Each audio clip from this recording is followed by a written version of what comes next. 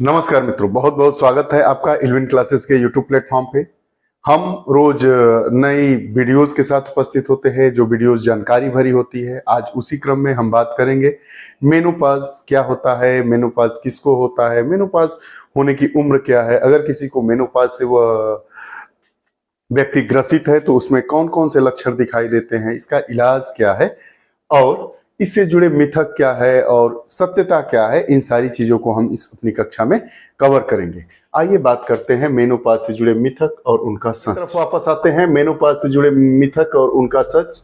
Menopause से जुड़े मिथक और सच को जानने से पहले हमें यह जानना आवश्यक होता है कि मेनोपॉज होता क्या है। मेनोपॉज महिला से जुड़ी एक बीमारी है जो अगर किसी महिला को अंतिम माहवारी के बाद 12 महीने अर्थात 1 वर्ष तक पीरियड्स नहीं आते हैं तो यह मान लिया जाता है कि महिला को मेनोपॉज हो गया है। अगर कोई महिला है उसकी अंतिम माहवारी से के 1 वर्ष तक अगर उसको पीरियड्स नहीं आते हैं तो ऐसा माना जाता है कि उस महिला को मेनोपॉज हो गया है, मेनोपॉज की बीमारी से ग्रसित हो गई है। मेनोपॉज होने के बाद महिला गर्भ धारण नहीं करती है। मेनोपॉज क्यों चर्चा में है? अगर किसी महिला को मेनोपॉज हो जाता है तो उसके बाद वह महिला बच्चे को जन्म नहीं दे सकती, अर्थात गर्भ धारण नहीं कर सकती है। ये मेनोपॉज की उम्र क्या होती है? मेनोपॉज की उम्र मैक्सिमम 45 ईयर से 55 ईयर्स वाली महिलाओं के बीच पाई जाती है। ये मेनोपॉज 45 और 55 वर्ष की उम्र में या इससे थोड़ा पहले भी हो सकता है कि 40 वर्ष पर भी ये मेनोपॉज की समस्या हो जाए। मेनोपॉज मतलब अंतिम माहवारी आए, उसके बाद 1 वर्ष तक पीरियड्स ना आए, जिससे महिला गर्भधारण ही नहीं कर पाए। अब चूंकि हमारे देश में कोई भी बीमारी है या शर्म की बीमारी है, बताने में लोग शर्माते हैं, इस डॉक्टरी सलाह लेने में भी कई लोग घबराते हैं, तो इससे जुड़े कई मिथक भी हो जाते हैं। लेकिन मिथकों से परे सच क्या है, क्या क्या इसमें सत्यता होती है, जो मिथक है वो किस प्रकार गलत है, इन सब चीजों को आइए हम देखते हैं। तो मतलब हम क्या क्या सोचते हैं, क्या क्या।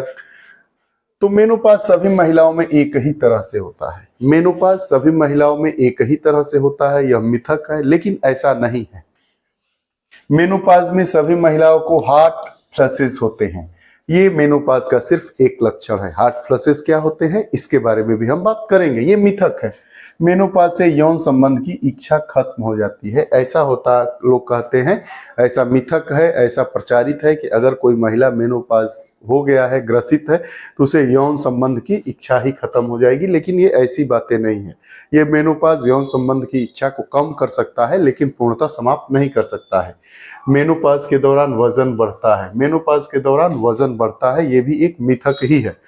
मेनोपॉज के कारण अवसाद, घबराहट, बेचैनी और मूड स्विंग होते हैं। मेनोपॉज कुछ ही समय के लिए रहता है। ये सारी सब चीजें मिथक हैं।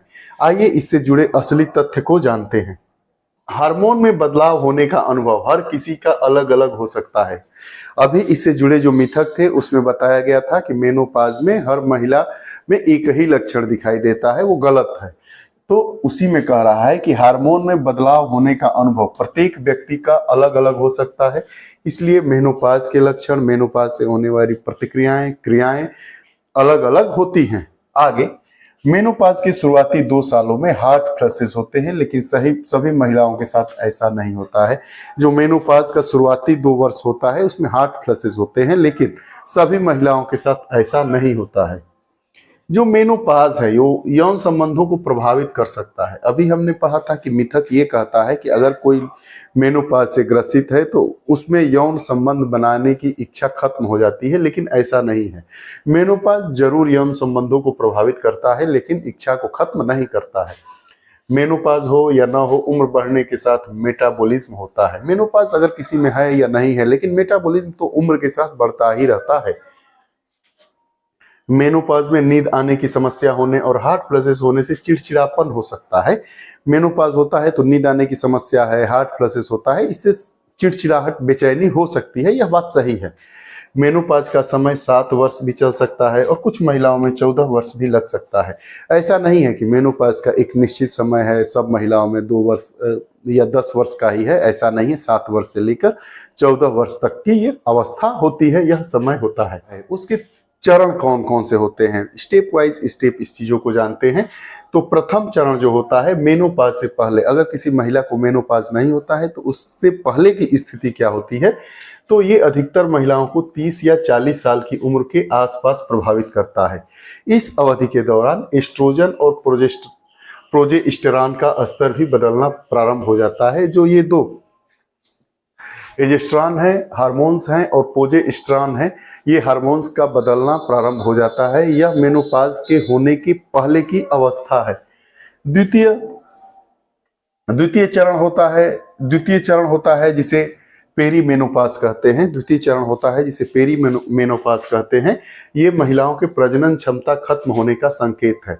मेनोपाज का जो दूसरा चरण होता है जिसे पेरीमेनोपाज कहते हैं, इसमें महिलाओं के प्रजनन क्षमता खत्म होने का संकेत है। इस चरण में माहवारी अनियमित हो जाती है। अगला जो हमारा चरण है तीसरा, तृतीय मेनोपाज के बाद। एक चरण हो गया मेनोपाज के पहले, दूसरा मेनोपाज पर, और तीसरा मेनोपाज के बाद क्या होता है। ये वे समय होता है जब महिलाओं में लगातार 12 महीनों तक पीरियड्स नहीं होते हैं। पेरीमेनोपाज के दौरान दिखने वाले लक्षण इस चरण में कम हो जाते हैं। जो द्वितीय हमारा स्टेज है मेनोपाज का, पेरीमेनोपाज, उसके जो लक्षण हैं वो तृतीय में जो इसका स्टेज है, तृतीय चरण है मेनोपाज का, उसमें दिखाई देने खत्म हो जाते हैं। कुछ अन्य बातें इसको भी हम जानते हैं।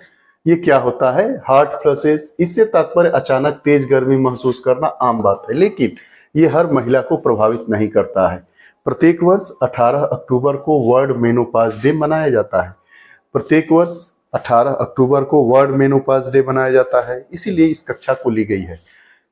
उद्देश्य क्या है इसका, जागरूकता फैलाने के साथ ही इससे गुजर रही लाखों करोड़ों महिलाओं के आसपास मौजूद अनेक भ्रांतियों, मिथकों को तोड़ना भी है। 18 अक्टूबर को वर्ल्ड मेनोपाज डे मनाया जाता है, जिसका उद्देश्य है जो इससे पीड़ित महिलाएं हैं उनके पास जो भ्रम फैला है उसको खत्म करना, तोड़ना है, सच को जानना है, मिथक से दूर हो जाना है। ये रही मेनोपाज से जुड़ी हुई कक्षा। आपको यह जानकारी भरी कक्षा कैसी लगी, कृपया कमेंट बॉक्स में अपने विचार जरूर दीजिएगा।